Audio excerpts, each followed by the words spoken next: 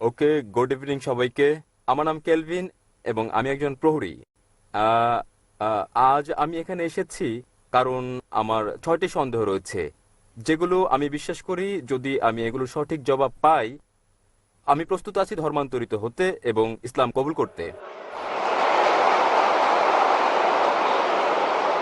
আহ, আমার প্রথম প্রশ্ন দিয়ে শুরু করি।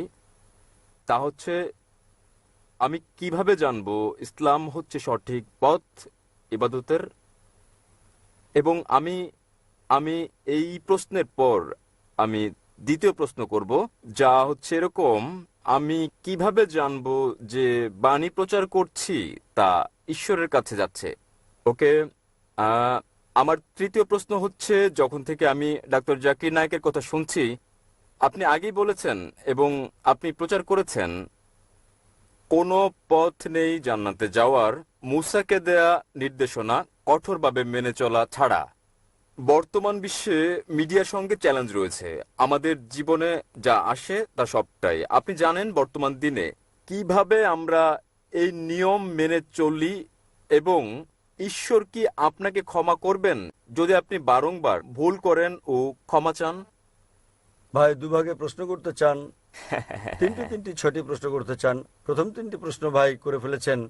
কেমন করে আমি জানবো যে ইসলামে ইবাদত করা সঠিক?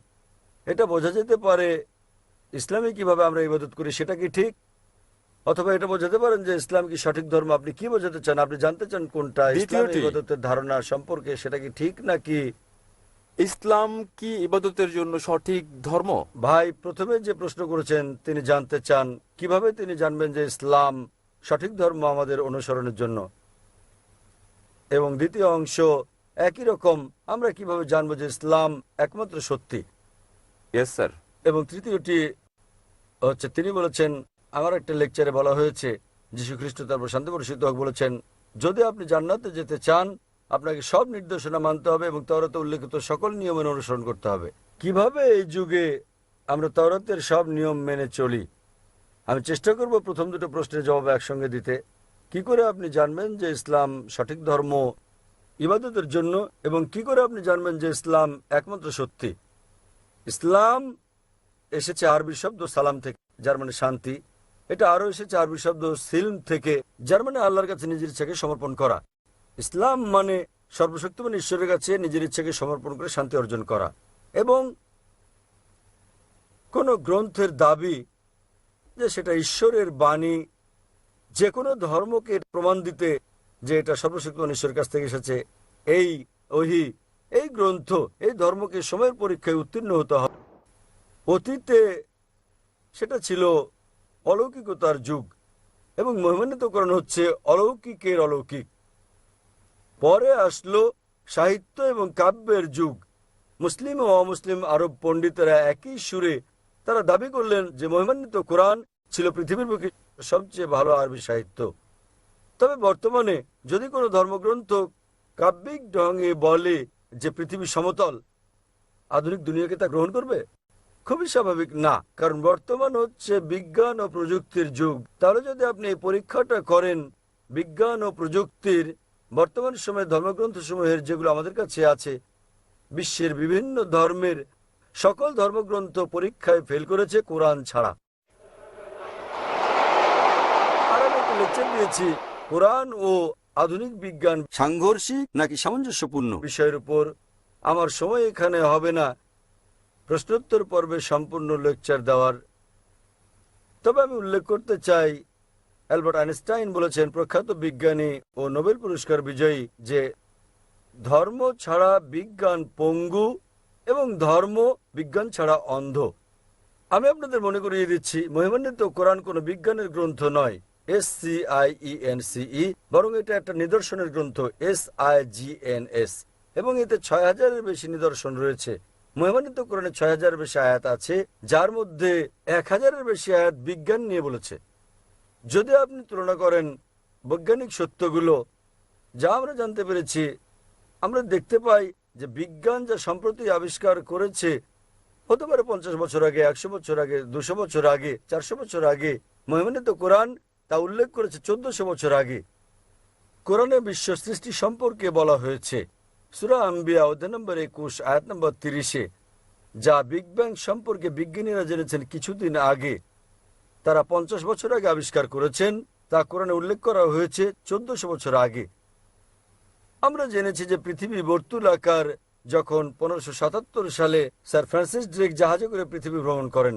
পবিত্র কোরআন বলছে সূরা নাজিয়াত অধ্যায় নম্বর 79 আয়াত নম্বর 30-এ, আমি পৃথিবীকে ডিম্বাকৃতি বানিয়েছি। والأرض بعد ذلك دهاها।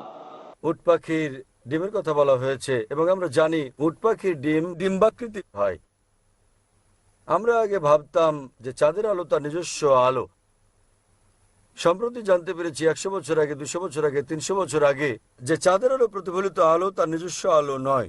এ কথা কোরআনে উল্লেখ করা হয়েছে 1400 বছর আগে সূরা ফুরকান অধ্যায় নম্বর 25 আয়াত নম্বর 61-তে। তাহলে কে এসব তথ্য কোরআনে উল্লেখ করতে পারেন যা আমরা সম্প্রতি জানতে পেরেছি? আগে যখন আমি পড়তাম স্কুলে, আমি শিখেছিলাম যে সূর্য ঘুরে কিন্তু আবর্তিত হয় না এর নিজ অক্ষে।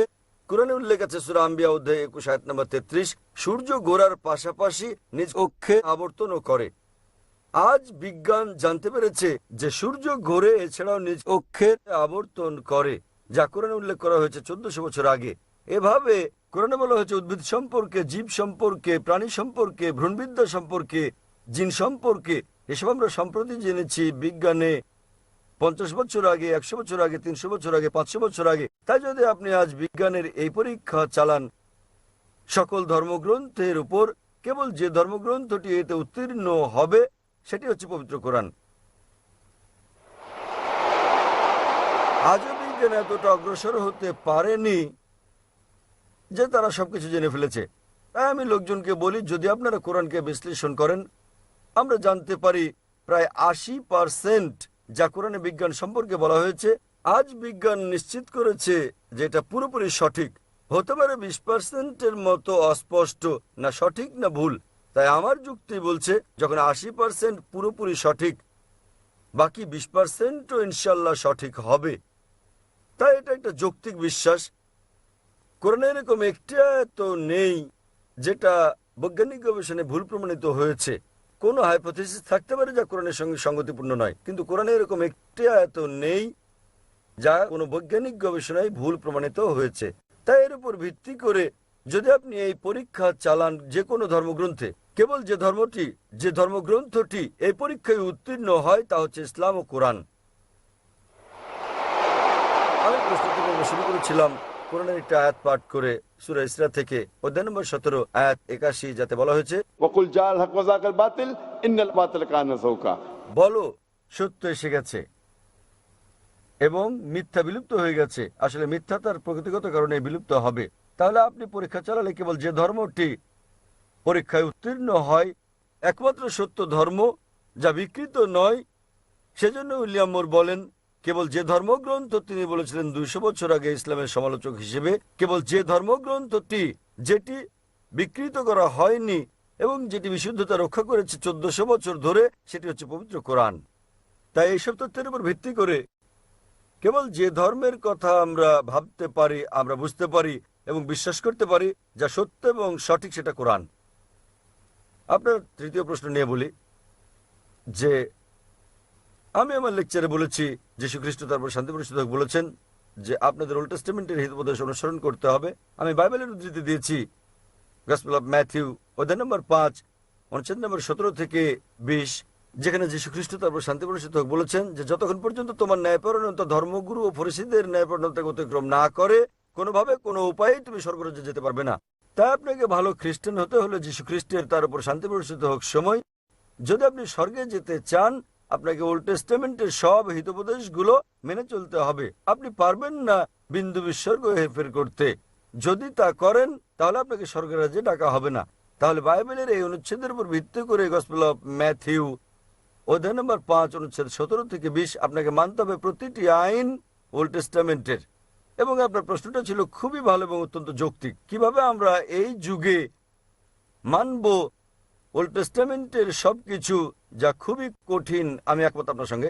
সে কারণে যীশু খ্রিস্ট তারপর শান্তি প্রতিষ্ঠিত হোক আরো বলেন গসপেল অফ জন অধ্যায় নম্বর 16 অনুচ্ছেদ 12 থেকে 14, তিনি বলেন, তোমাদেরকে আমার অনেক কথা বলার আছে, কিন্তু এখন তোমরা তা সহ্য করতে পারবে না। যখন সত্যের আত্মা আসবেন, তিনি তোমাদের সত্যের দিকে নিয়ে যাবেন। তিনি নিজে থেকে কিছু বলবেন না, তিনি যা শুনবেন তাই বলবেন। তিনি আমাকে গৌরবান্বিত করবেন। এখানে যীশু খ্রিস্ট, তার উপর শান্তি বর্ষিত হোক, ভবিষ্যৎবাণী করেছেন সর্বশেষ ও চূড়ান্ত পয়গম্বর, সর্বশেষ ও চূড়ান্ত নবী মুহাম্মদ সাল্লাল্লাহু আলাইহি সাল্লামের। অর্থাৎ যখন তিনি আসবেন, তিনি তোমাদের সব সত্যের দিকে নিয়ে যাবেন। তার মানে যীশু খ্রিস্ট, তার উপর শান্তি বর্ষিত হোক, জানতেন বাইবেলে যা বর্ণিত আছে তা সবকিছু অনুসরণ করা যাবে না। পরবর্তীকালে হতে পারে কয়েক শতাব্দী পর, সেজন্য তিনি বলেছেন যখন সত্যের আত্মা আসবেন, তিনি তোমাদের সত্যের দিকে নিয়ে যাবেন। নবী মুহাম্মদ সাল্লাল্লাহু আলাইহি সাল্লাম সম্পর্কে বলেছেন। তাই সেই সময়ে হতে পারে অনুসরণ করা সম্ভব ছিল উল্লেখিত বিধিনিষেধগুলো ওল্ড টেস্টামেন্টের এবং নিউ টেস্টামেন্টের।